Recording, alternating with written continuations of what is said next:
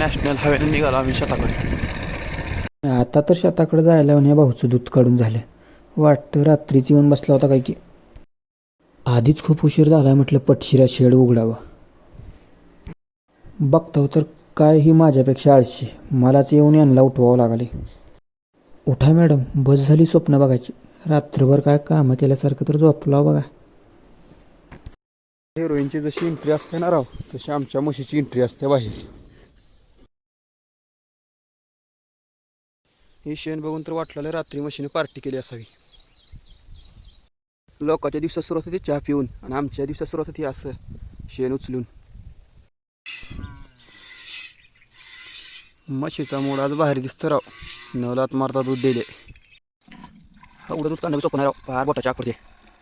पैसा ही पैसा होगा. तर मंडळी, आपल्याला ब्लॉग आवडला असेल तर नक्कीच लाईक करा, फॉलो करा. पुन्हा भेटू आपण अशाच एका खेड्यातल्या गोष्टीसोबत.